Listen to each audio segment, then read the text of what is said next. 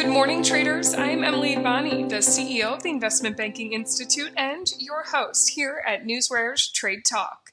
Joining me is trading anchor Bill Olson, who brings more than 30 years of institutional trading experience to our program. At Trade Talk, we provide the facts, themes, and trading ideas for the day ahead. Today is Thursday, September 25th. A slew of key economic indicators are on the docket this morning after markets posted a second straight day of losses yesterday. All three major indices dipped into the red. The Dow dropped 171 points or 0.37%. The S&P 500 lost 18 points or just more than 0.25%. The Nasdaq shed 75 points or 0.33%. Bill, let's get into today's action with what is happening in the markets this morning. Hi, yes, good morning, Emily. I'm watching the S&Ps. We're down 0.42%, so we're a little more than 0.4 of 1%, which I'm talking like 2 seconds ago, it actually was green, and it was red all morning long. It was down, about 0.2 of 1%, and then it just turned green for a second, and now we're back down to 0.42%. So it was probably an off trade, but I am a little concerned about today because we got a lot of factors going on today. I mean, the market is showing some weakness ahead of these economic results, economic data reports that are due out this morning. We got a lot of Fed speeches, and listen, there's a lot of political rhetoric surrounding the government funding negotiations, and that's causing a little bit of concern for the markets. You're seeing weakness in AI stocks, communication stocks, the material sector. They're all weakening this morning. And in terms of the key economic report, I'm going to call it the initial jobless claims because labor conditions remain a focus of the Fed. I'll get more on that in a minute, but in terms of the government funding bill, there's a lot of rhetoric over this bill. Democrats are looking for some concessions, which Republicans are not saying no to, but Trump doesn't want to talk to them about it. The Democrats want to talk to the president. The president doesn't want to talk to him. So Democrats are saying, what, we'll have to shut the government down. Trump, on the other hand, is threatening mass firings of government workers if a shutdown occurs. That's not a normal reaction, but you don't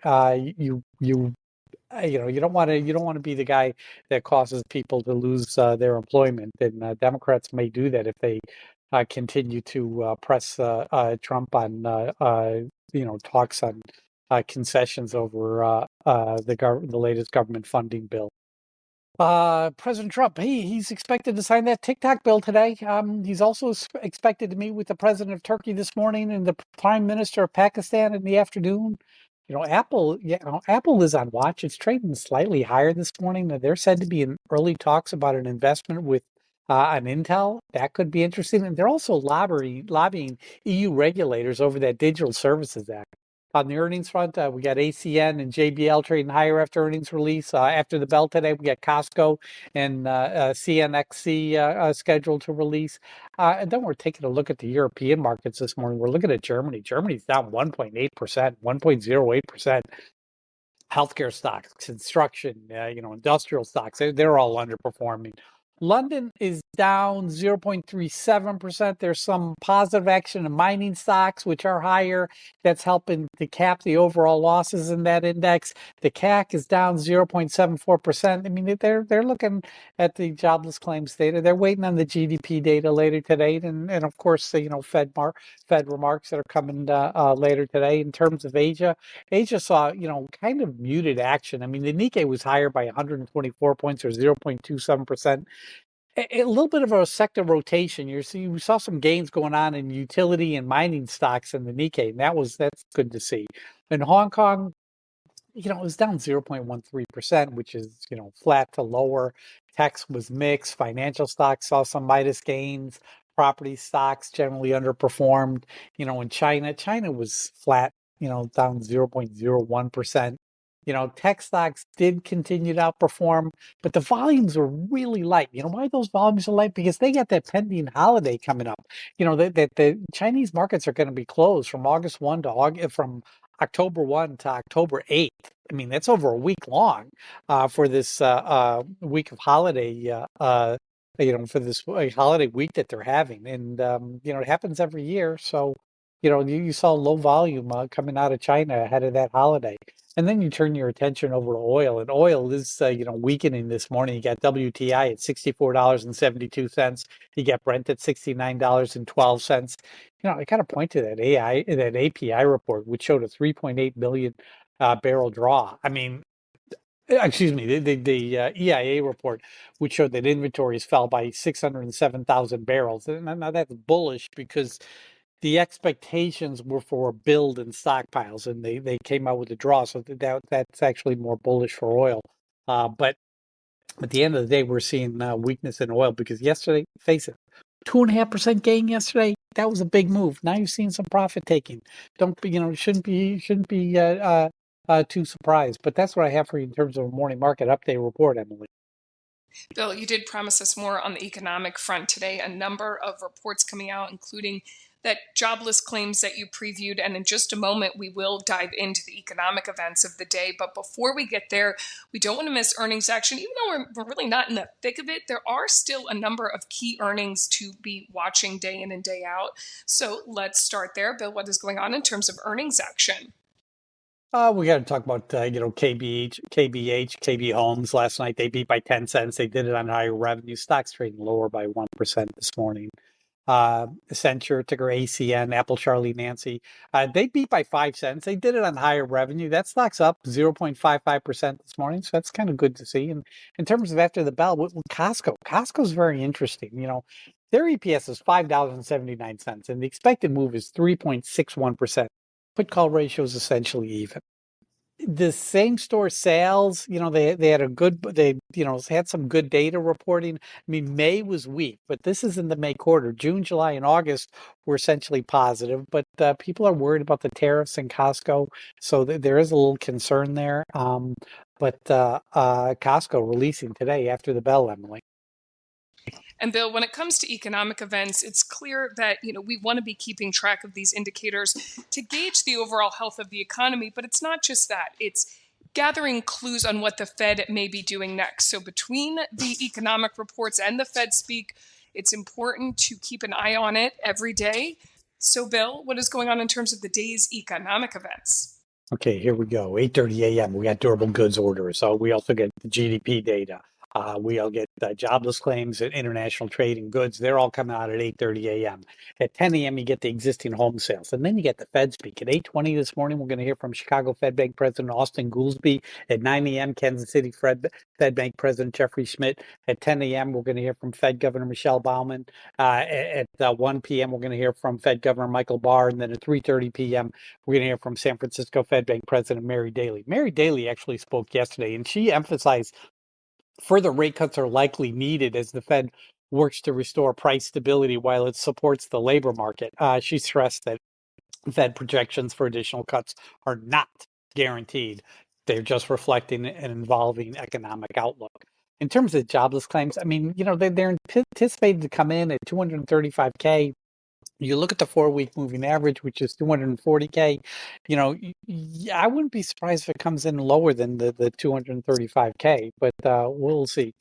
Durable goods is going to be an interesting one, as well as the existing home sales. The existing home sales, expectations are for a reading of 3.96 million, which is slightly below the previous reading of 4.01. But these data points are going to be affecting the market today. That's why you got to be paying attention to them this morning, Emily. And you called it right there. These data points will be market movers. They have the ability to do that between the Fed speak and those reports. And it's not just enough to know that the information is coming out. You have to gather it as it comes out and stay ahead of the markets. You're doing that using your NewsWare. You're collecting all of this economic data using your NewsWare alerts. You have an economic alert set up, a Fed speak alert set up, of course, one for your earnings action.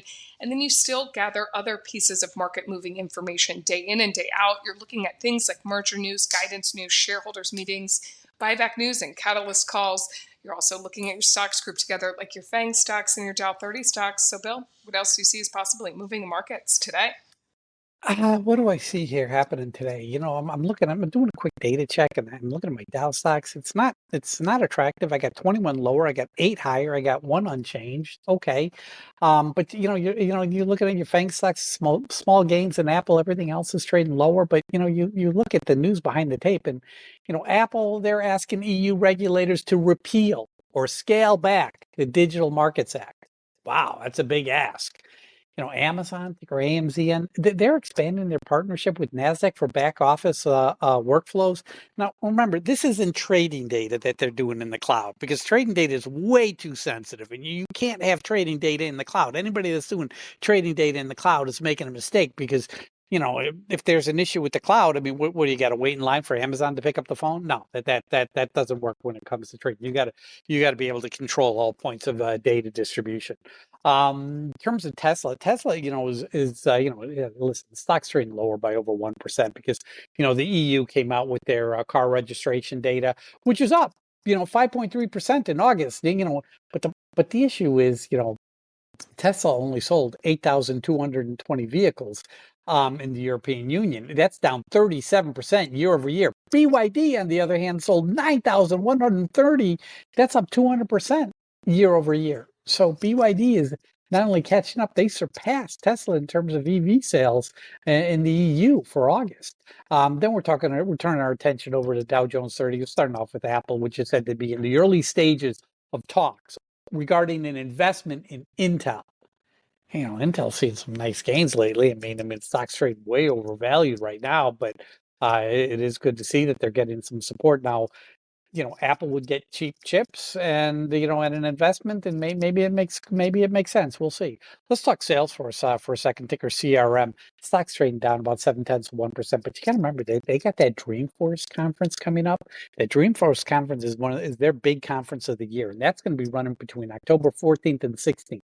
If the stock weakens between now and then, you got to really start thinking about picking some up because guess what?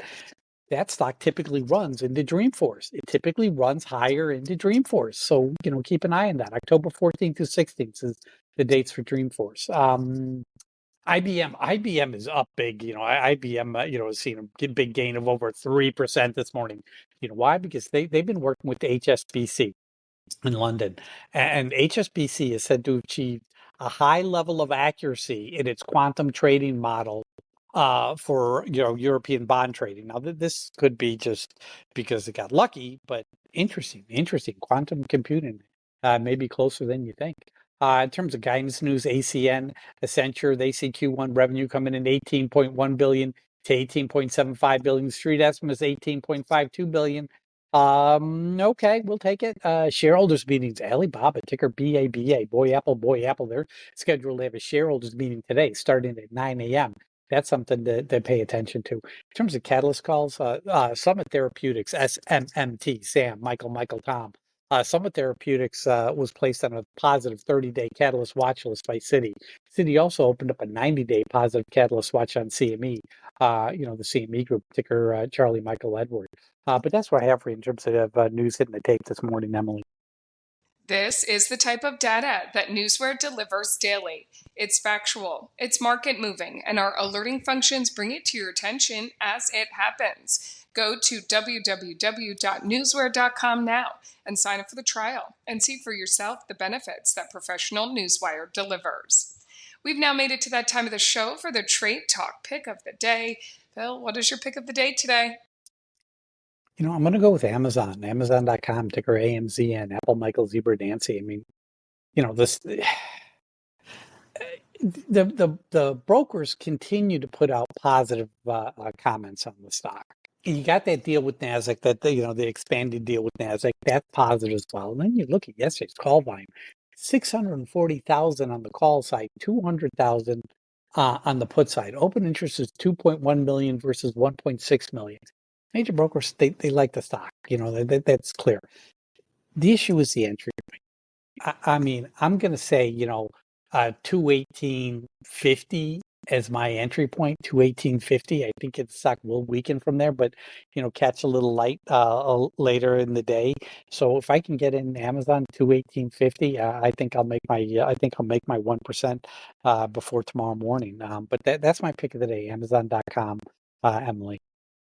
Amazon it is. And again, you're balancing a number of factors today between all of those economic reports and sort of starting off the day on a negative foot after a down day yesterday. So we will follow Amazon and see if we can get a gain there, see some green with that one. And coming up, we will do a recap on yesterday's pick of the day before we sign off. So stick with us through that. But first, let's take a look at the current breaking headlines that have hit the tape in our Hot Off the Press segment. Bill, take it away. Accenture initiated 6-month business optimization program in Q4. Hassett said China will lose AI battle if blocked from NVIDIA chips. He's not the smartest guy in the room. Stephen Moran, others on Fed more concerned about tariffs driving inflation. Starbucks to cut 900 current non-retail partner roles in its restructuring. If the stock drops down to like 82.5, you got to think about picking some up SPUX. Uber, UBER, Aldi to bring grocery selection to Uber Eats. Ooh, that's interesting. Uber's still, weak though. EU car registrations up 5.3% in August. CVS puts Omnicare unit in bankruptcy following the $1 billion government verdict. PEPG, Paul Grace, PepGen, said Freedom Clinical Study achieves all key objectives. What do they do as soon as they come up with a positive story? They put out a secondary. So typical. Blackstone is saying to be weighing options for its Ancestry.com division. Singapore's threatening fines for Meta over Facebook impersonalization scams. Birkenstocks are releasing earnings soon. They've been increasing their prices to mitigate the impact of a 15% U.S. tariff on European imports. Boeing delivered on Wednesday the first of two 777 freighters ordered by Chinese airline. That's all I'm seeing this morning. Okay, Bill, before we dive into trading on this Thursday, let's do that check-in on yesterday's pick of the day, which was CarMax. They did release earnings this morning. Their EPS came in at 64 cents. That did miss consensus estimates, and the revenue is $6.59 billion. That was down about 6% year over year and below expectations. The company did say that it plans to cut $150 million in SG&A costs over the next 18 months to help offset margin pressures. The stock is feeling some pressure this morning, but Bill, you were looking at this one yesterday. How did your call work out? I made money in it. Listen, the stock opened up at $57.65. And then it ran to $58.45. So there's your 1%. Now, then it weakened down to 56.55, closed out at 57.06. But in the aftermarket, the stock had, traded over 58 again. So, KMX, Kilo Mark X-ray, I didn't hold it into earnings because I'm cautious on it, but I did make the 1%. So I was happy. KMX winner. You made the 1% there, a chance for a win, and we will check in with you tomorrow about today's Amazon pick of the day. Bill, thank you as always for your expert insight. Join us back here tomorrow to end your trading week with NewsWare's Trade Talk when we provide the facts, themes, and trading ideas for the day ahead.